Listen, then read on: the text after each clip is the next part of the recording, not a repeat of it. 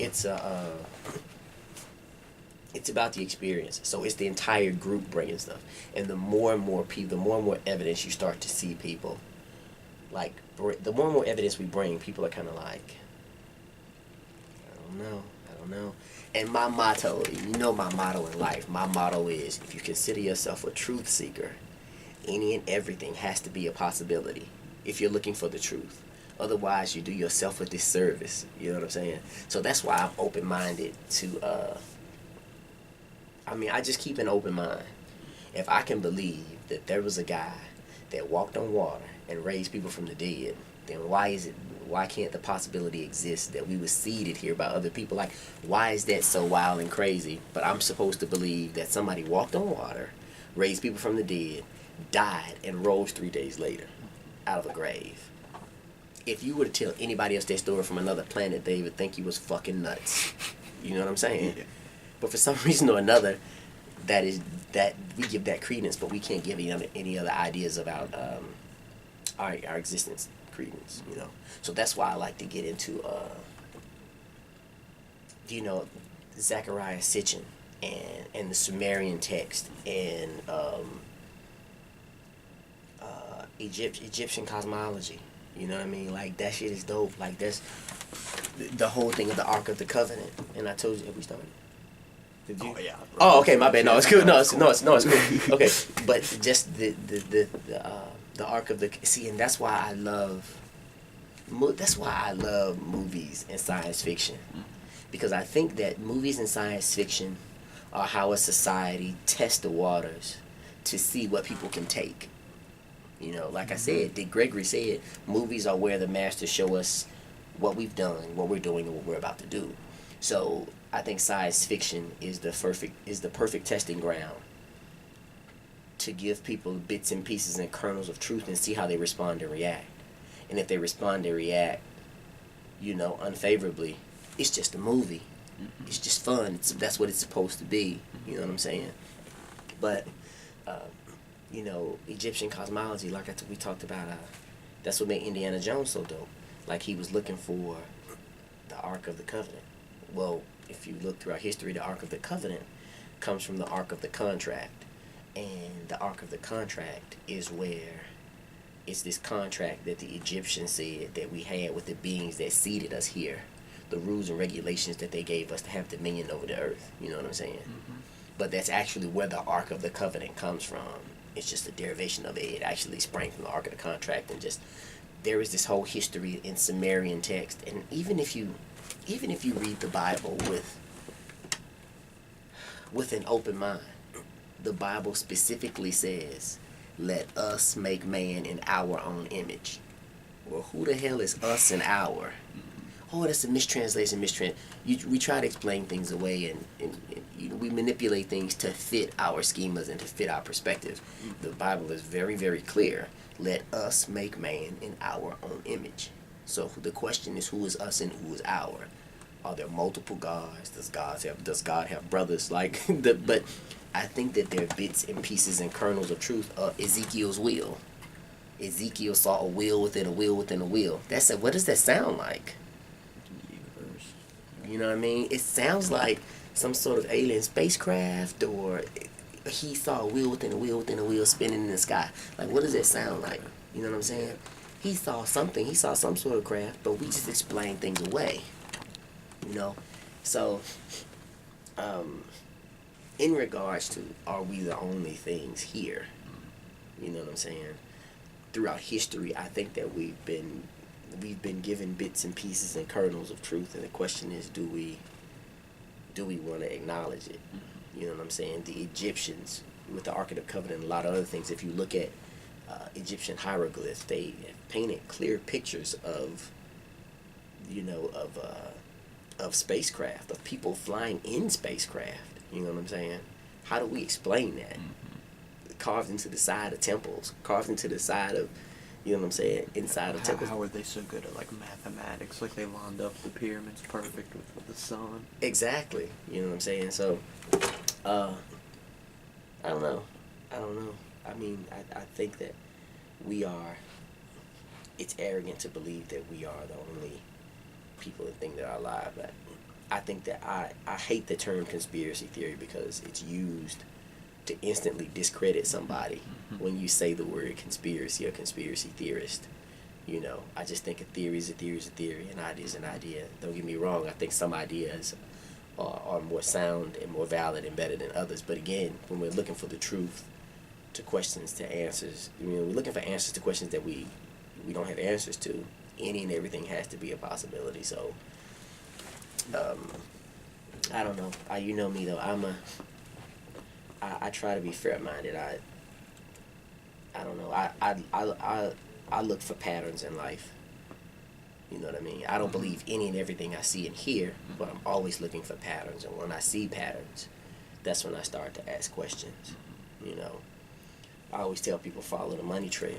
I was always taught that as a kid. Always follow the money trail. Who stands when Greyhound has never lost a bus.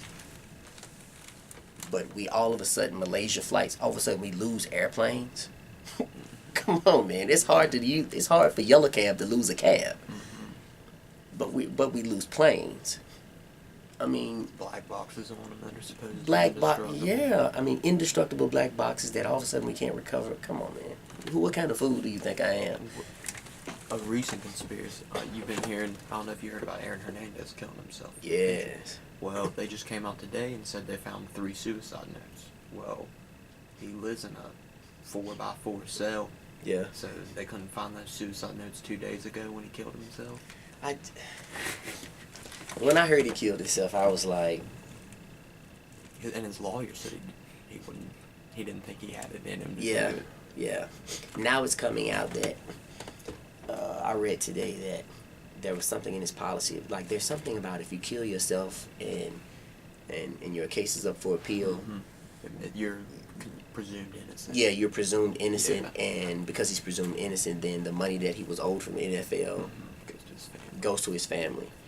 So, I don't know. That's an interesting thought. Yeah, that's, I mean, who knows, but, I mean, all of a sudden, it's just like 9/11. Mysteriously, out of all the rubble and all the ash, we find the passports unscathed on the concrete, a couple of blocks away from the World Trade. Come on, man. But when the plane hits the Pentagon, there's nothing of the plane left. Yeah. And there's the surveillance footage, nothing. Yeah, I mean, that's the thing. There's no wing, there's no tail, there's no debris. I actually have videos of when it initially happened, and there's nothing there, and they're saying there's nothing there. I have videos of that the plane that crashed in, is it Shanksville, I believe? Pennsylvania. Yeah.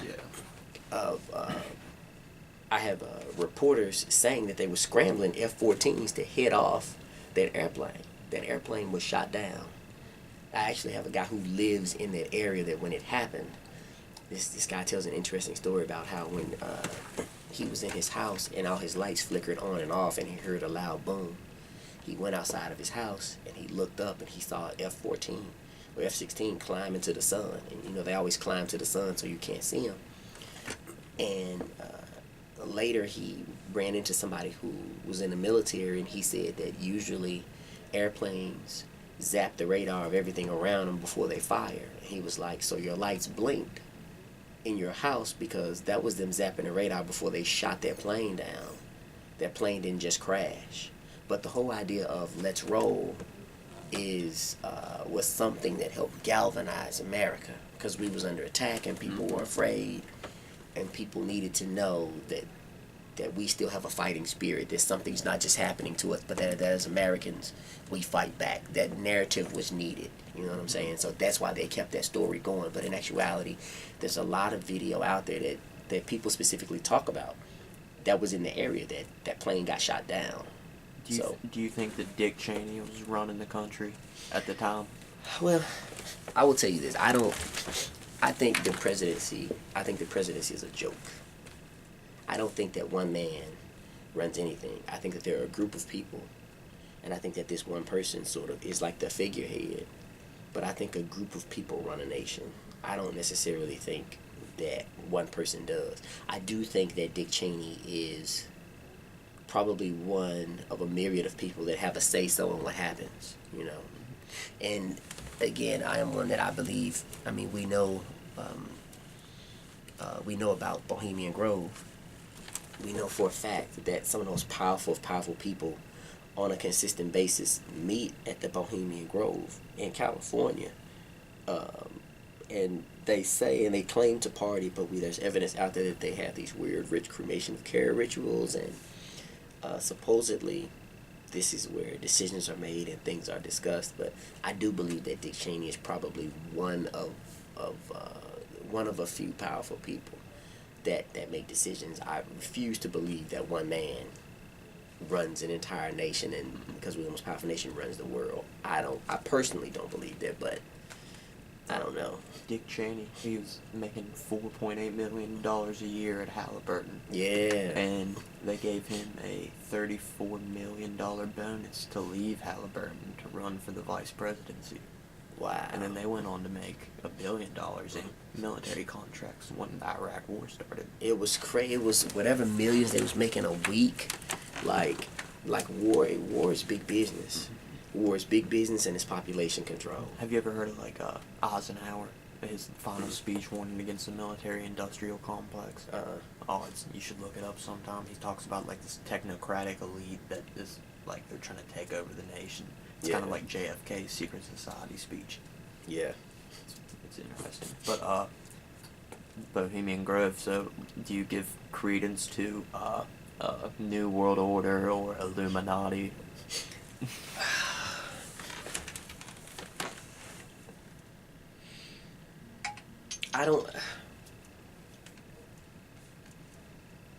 Again, I do believe that there are a few people that run the world.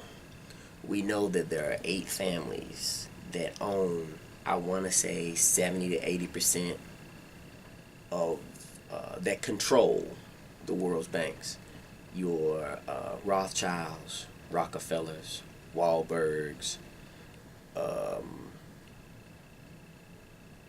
Morgan. There are 8. I'm blanking on their 8 families, but definitely we all know what the Rothschild family has done. The way he got his sons, sent them out, and but there are 8 families that control about 70 to 80% of the world's money, banking systems. You know what I'm saying? So that we know. I do believe that there are a few people, and I think it's based around money and power. There are a few people that run everything, and I think a larger part of all of this is to keep everybody in debt. Only a few people benefit from, you know what I'm saying? I tell my students all the time, no matter what you do, the name of this game is to keep you working and keep you in debt. You'll never own your house. You can pay it off, but if you don't pay your property taxes, they'll take it from you. You never own your car. If you don't pay your taxes, you can't drive it. What do you ever really own? They keep you in debt, and as long as you are in debt, as long as you owe, you'll keep working to keep the system going. Colleges, I think universities and colleges have become a hustle. You know what I'm saying? They'll let anybody in. They'll let anybody in to take out loans to keep you in debt, paying them loans off for the next 30 years. Who benefits from that? Who's staying? I'm always trying to follow the money trail. And they're always the money trail always runs to a few families, and these few families are interconnected. Now, I'm not necessarily, so, and obviously there is this quote unquote Illuminati. You can't prove it. So I always say, what can we prove? You know what I'm saying? And we can definitely prove who stands to benefit financially most of the time from war. It's the same families. Who stands to benefit? Who runs and owns the banking systems internationally? It's the same 7 to 8 families. Your Rothschilds, your Rockefellers, your Wahlbergs, it's the same. The trail continues to go back to the same names and the same families over and over and over. What do you do with that? You know what I'm saying? What do you do with that information? I don't know. I don't know, bruh. What do you think about you hear rumors that these families are into the occult, or keeping their bloodline pure, and they keep and interbreeding and things like that. Again, that's so hard because you can't prove anything. But we've heard, especially with, of course, Pizzagate. Mm-hmm. It's been out, and you hear these strange stories. You hear these strange stories from supposed, like Kathy O'Brien, and rituals that she was subjected to, or I mean, I don't know. I do believe that there are some people who believe that through sex, through pedophilia, there are groups out there that through sex and through pedophilia, they believe that there is this spiritual kundalini energy that can be released, that they can use and harness to manifest what they want to manifest in the world. You know what I'm saying? Now, if that is a main staple of those in Illuminati, I don't know, but it's rumored that it is. There are too many names and too many people who have, and maybe if we get into, if we get into MK Ultra and government mind control, like that's where that world starts to come up a little bit more. You know what I'm saying? We talk about how it's a conspiracy theory, but it's theorized that the government would actually help fund child pornography as well as child sex rings and trafficking. And they would use these kids, they would use this as a feeder system because these kids, because they've been abused, they're more easily to disassociate in regards to identity and personality. And they would use these kids as a feeder system into like governmental programs. You know what I'm saying? These kids who claim to have been a part of these programs. This guy named Mike Sperry, I believe. Again, Kathy O'Brien. They talk about being a part of these programs. They was a part of like satanic rituals and stuff like that. So again, and now supposedly that's a larger part of hip hop now. You know what I'm saying? You hear more and more people talk about having ritualistic sex and stuff like that, being in like satanic rituals and stuff like that in hip hop. But I don't know. I mean, like I said, I don't. Again, if people believe that they can pray to Jesus and make stuff happen, what's to stop somebody from praying to Baphomet or Satan or whatever? You know what I'm saying? How is going to your local church and praying and drinking wine and taking a piece of bread, how is that any less of a ritual, any worse or any better of a ritual than anything anybody else is doing? You know what I'm saying? So, I don't know. I was doing some, I was looking into Kathy O'Brien, and I read that one of the reasons they think that she maybe names all these famous people is because they were showing her pictures of these people while they were doing this stuff to her. And then it was confusing her, and it was putting these false memories in her head. Yeah. So then if she ever did get out and say all this stuff, like, she seems crazy. Yeah. And, I mean, she's got all these, like, she's not sure what's real and what's not, so she's just like, I saw the president, I saw the senator, like, all these different people. Yeah. It's like, this many people were there. Like, it's crazy. It seems crazy. Yeah. Now, I've never heard of that. I have heard her story. Her story is interesting. And like you said, she drops everybody's name. And Robert C. Byrd was her initial handler. Moving cocaine. She talks about moving drugs and moving cocaine for Bill Clinton at the time when he was a governor.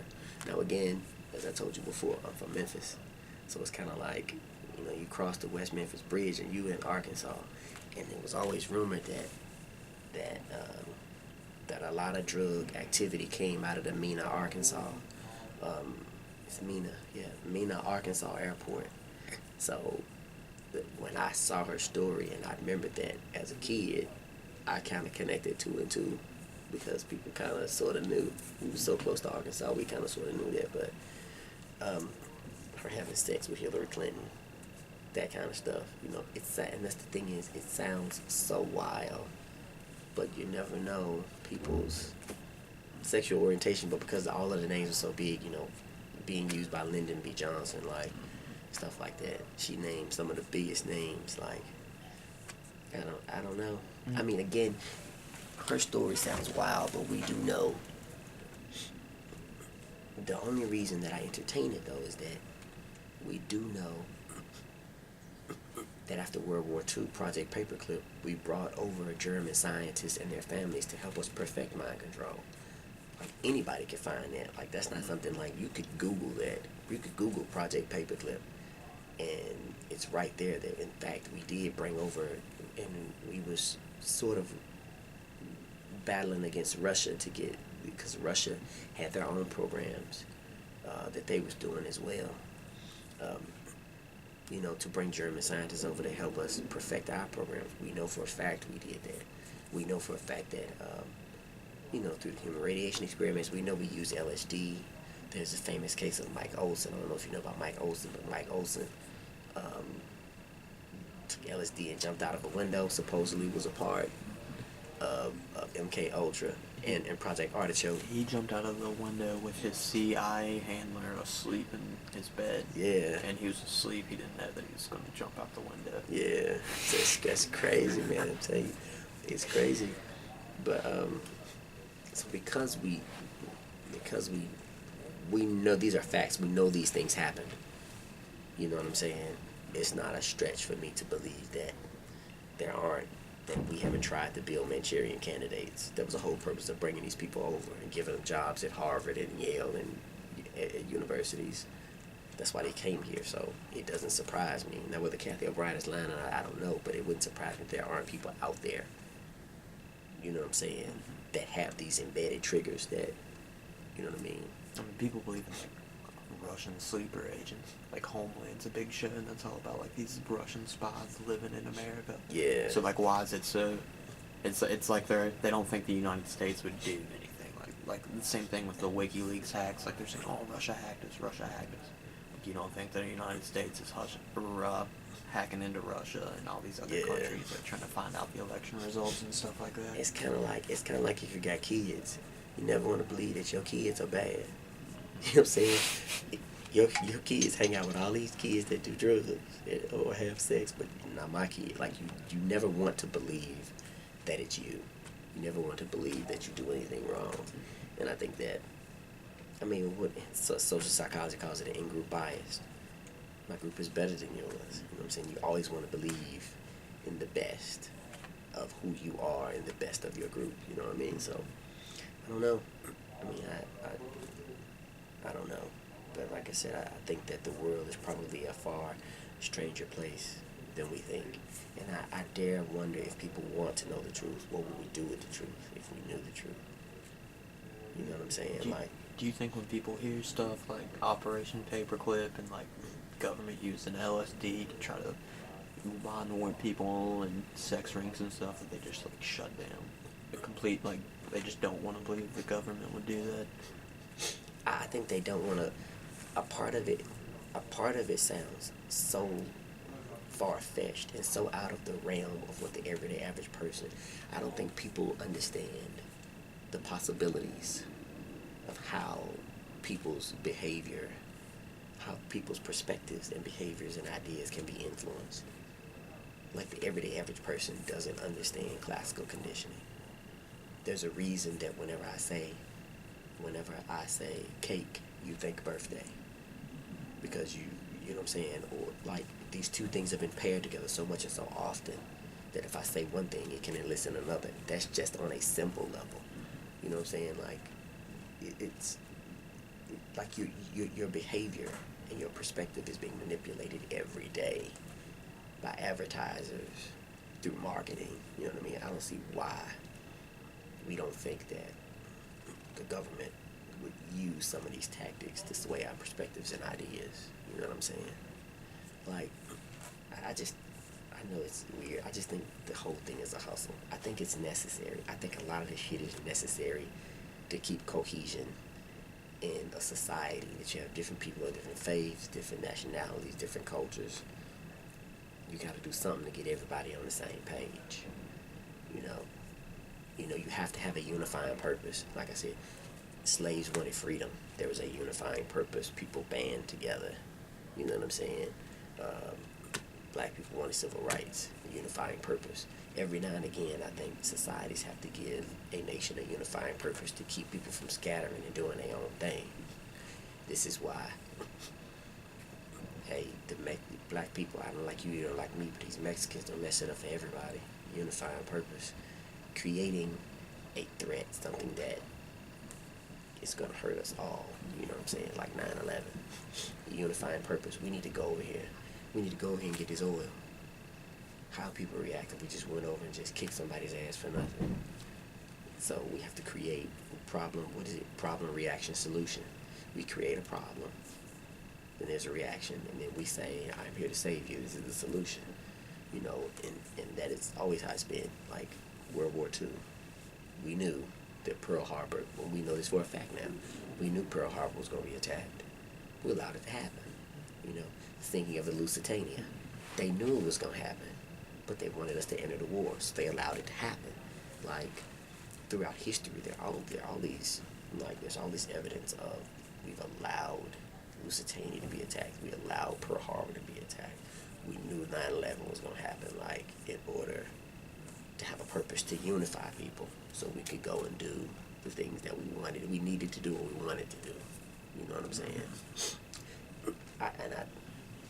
So I don't know. The Lusitania, they try to say that it didn't have any arms on it or anything for the longest time. And then, I think like 50 years later or something, they were about to send the divers down to recover the wreckage. Yeah. And they had to tell them because they were going to go down there not knowing there was explosives down there and kill themselves. So that's when they had to let the cat. That's when the cat was out of the bag. Yeah, like. And again. But I mean, 50 years later, how many people do you think if I went out on the street and just asked, let's say 100 Marshall students, how many of them do you think would know what the Lusitania is? Even what? That's what I'm saying. See, and that to me is the biggest conspiracy. Like, that is the thing. Like, history is always won by the person that won the war. Mm-hmm. So you can write and shape things however you want. And that is the scary part about all of it. Oh boy, who was it Roosevelt who was president during World War II? Yeah, I think so. Was coked out. Like, was so coked out his wife had to sign the Declaration of War for him. Like, it's all of this stuff that just happens that no one knows about, you know what I'm saying? And just get buried and lost in the sauce and buried, you know what I'm saying? Like bombs being on Lusitania, or just all these things. Like right now, if you were to ask, what you should do is go and ask the average person what type of plane hit the World Trade Center. They'll tell you just a regular commercial airliner. I have dozens and dozens of videos that while it's happening, like 10 different people, they're interviewing these people on the street as it's happening, and everybody's saying it was a black plane, it was a military plane, it was a black plane, it was a black plane. And even the news outlets started to report that it was a black plane with no windows. It was a military grade plane with no windows. It was black or gray. But so the question is, why is it that everybody on the street think it was a regular commercial airliner? Like, it's how our minds and our memories can be manipulated to remember a situation a certain way. You could even take that back a step further and ask people how many buildings collapsed during 9/11. Yeah. A lot of them are going to say 2, not even knowing about World Trade Center 7. Yeah, exactly. Man, I just had something else good too.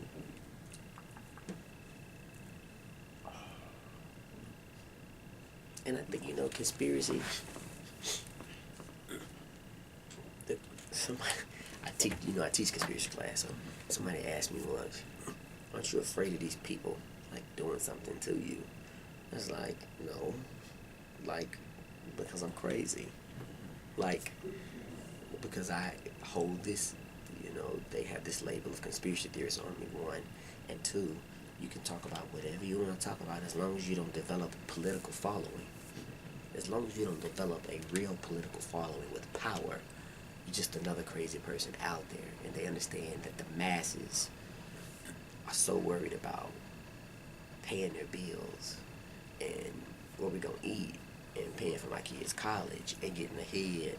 And they're so trained and ingrained to buy the next car and to buy the next house to keep up with the Joneses that they're so busy that they don't know how to stay there. They're too busy to step outside of themselves and sort of see what's actually going on and what's actually happening. You know what I'm saying? I don't know. I just remembered, I was looking into JFK assassination. Yeah. And I think it was a majority of the eyewitnesses were saying that the gunshot, when it very first happened, the majority of the people in the street said it came from the grassy knoll. Yeah. But what's the official story is that he was in that window. Yeah, and the JFK's car wasn't supposed to turn on that street. They made that change. They made that change maybe an hour before he drove. So the question is, how would he have known to stand in that window? Who authorized the top to be out that limo? Nobody but the CIA could have authorized the top to be out that limo. Like, come on, people. Like, but I don't know. But JFK, again, like I said, if you mess with the money, you get killed. You know, he was talking about shutting down the Federal Reserve. Look what happened to you. Like Lincoln. Lincoln didn't getting killed because of slavery. Lincoln got killed because he was talking about like money. He was talking about greenbacks and talking about developing a money system. You mess with the money, you get shut up. They weren't worried about MLK until he did the march. He was planning the march for the poor. Yeah. He was going to bring everybody together. It was going to be white people and black people. It wasn't going to be just civil rights. It was going to be equality, class-wise. And like I said, when MLK got shot, I think we talked about this before. How do you get 4 or 5 people all pointing in the same wrong direction? And how do you know it's not going to be a second shot fired? If somebody get to shooting right now, I'm going to get down. I'm going to stay down because I don't know if the gunman is through shooting. He got shot once and everybody stood up and started pointing. And I'm like, how do you know that he's finished shooting? Unless you know he's finished shooting. You see what I'm saying? And that's a whole conspiracy theory in and of itself. A lot of people say that King actually didn't die on that balcony, but he was actually smothered at the hospital. And like I said, the same thing with Malcolm X. Why would you go and give somebody CPR that was shot in the chest? It just doesn't make sense. But you give somebody CPR that's got holes in their chest that pulls air bubbles up to the lungs. And officially, he suffocated in his own blood. Like he drowned in his own blood. It wasn't from the gunshots. It was from, they say, some the CIA was planning. And as soon as he was shot, they ran up and started giving him CPR. Full blood up to his, and he like suffocated, drowned in his own blood. So. I was talking to this lady the other day about Hillary Clinton, and I brought up Jeffrey Epstein. And she was a political science professor, and she asked me what my source was, and I told her first that Bill Clinton flew on the plane 26 times. Yeah. And like 5 without Secret Service. She said, well, what's your source? And I said, well, they have the flight log from this court case. And Fox News filled out the Freedom of Information Request Act 5 times trying to get it. Yeah. She said, well, Fox News is a reliable source. So I said, okay. So I said, well, in 2010, when Clinton was Secretary of State, you can find on MSNBC Chuck Todd talking about how there's a sex scandal where a diplomat for the United States was leaving his security detail behind and going and having sex with prostitutes and underage kids. And in that report, they talk about how people at the highest level of the State Department said, or shut the investigation down of it. Yeah. Said not to happen. And she said, well, MSNBC likes to speculate. It's like whatever information you present, no matter what source it's from. I think that people, we don't want to believe in conspiracy because it shows us that we don't have control over our lives. I think that ultimately,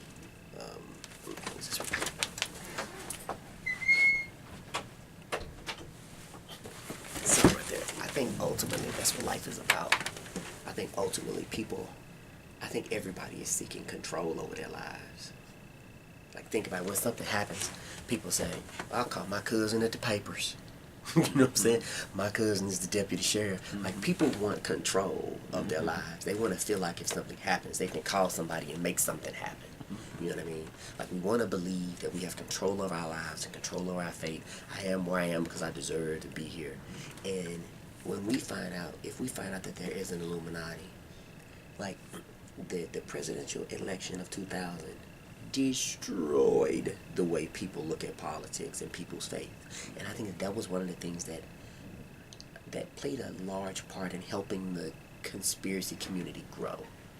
When people found out, what do you mean they don't count my vote?